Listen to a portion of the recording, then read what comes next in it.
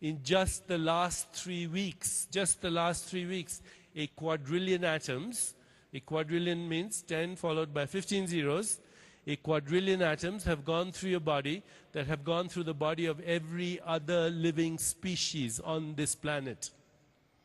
Think of a tree in Africa, think of a squirrel in Siberia, think of a peasant in China, a taxi driver in Calcutta. You have stuff in your body that was circulating in those bodies only 3 weeks ago. In less than 1 year, we replaced 98% of all the atoms in our physical body.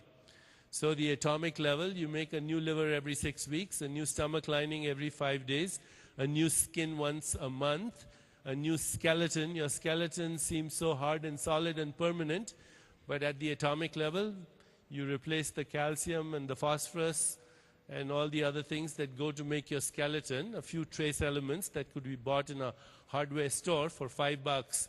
You replace your skeleton every 3 months. And even the DNA, which is the genetic information that you have in your genes, the actual raw material of the DNA comes and goes every 6 weeks, like migratory birds. And the reason I'm saying all this is, if you think you are your material body, you certainly have a bit of a problem. I came to Salt Lake City 2 years ago. I brought with me the same suitcase, but not the same physical body.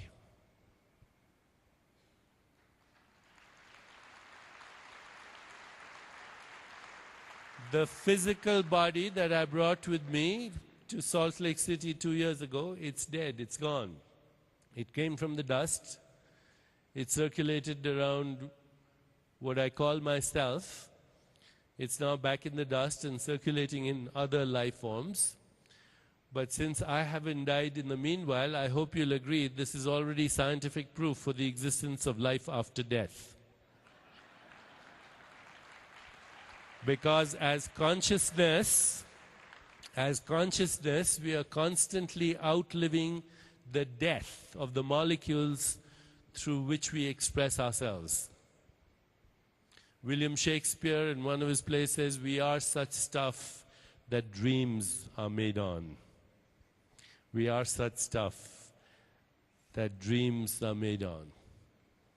The great Vedic rishis of India said, our bodies are just the place our memories, our dreams call home for the time being. Our sanskaras, these subtle nuances of intention, of desire, of imagination, of memory.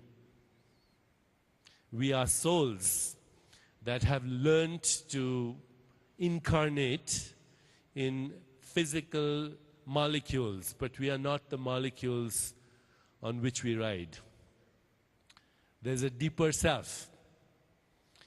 And the whole goal of the healing traditions of Ayurveda, which is part of the Vedic literature, is to actually take a human being and create such exquisite balance between body, mind, and spirit that you experience health as the ecstatic evolutionary impulse of the universe. That you experience health as a state of, higher state of consciousness, where you spontaneously make those choices that bring joy to you, but joy to everyone else in the world. Because as you explore these realms, the wonderful teachings of Ayurveda, you soon discover who you really are. Right this moment, as I mentioned, we are sharing our breath. Right this moment, we are sharing our molecules. Right this moment, we are sharing our thoughts. Right this moment, we are sharing our emotions. We are, in fact, one body. The fact that you seem to be there and I seem to be here, it's a perceptual artifact. We exist in one body. We exist in one breath. We have one circulation, the same recycled water. We have one breath, and we exist in one mind. And when we experience that, not only intellectually but experientially, then we are holy, and then we are healed. When I was doing my last book, The Third Jesus, looking at the consciousness of Jesus from a Vedantic perspective, I was reading the Gospel of John, and in chapter 20, verse 30, Jesus says, "I and the Father are one." And the crowd picks up stones to kill him. And he says, "Many good works have I shown you. For which of these do you stone me?" And the crowd says, "We stone you not for a good work that you do. We stone you for blasphemy, because you, being a man, call yourself God." And Jesus responds by quoting from the Psalms 1,000 years before his time, from the time of King David. And he looks back at the crowd and he says, "Is it not written in your law, I said, that you are gods?" And if it can be said of those through whom the word of God came, that they are gods, then why do you say I blaspheme? Because I call myself a son of God. It's no different from what Vedanta says, that Atman is Brahman. That the intelligence within you is literally the intelligence of the universe. To understand the process of our bodies and to see where that process is coming from. There are many ways to look at the world. One way to look at the world is through the eyes of the flesh. Observation. Science has focused on that. A second way to look at the world is through the eyes of the mind.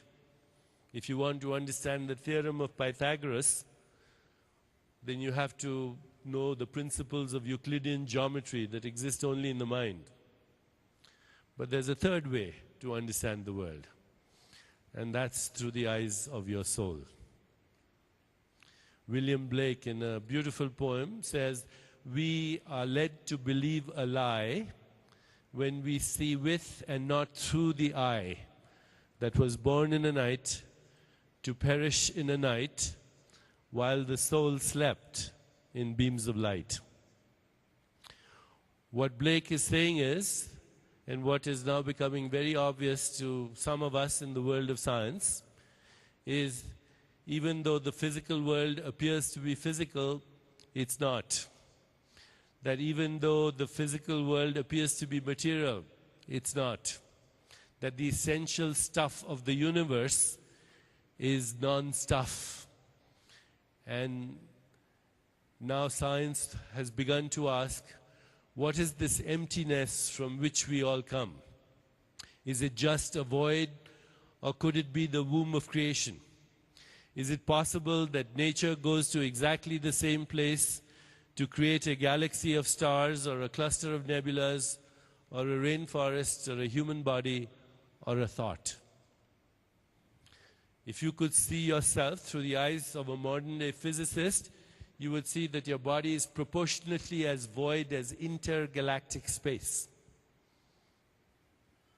Rumi, the great Sufi poet, he says, "We come spinning out of nothingness, scattering stars like dust."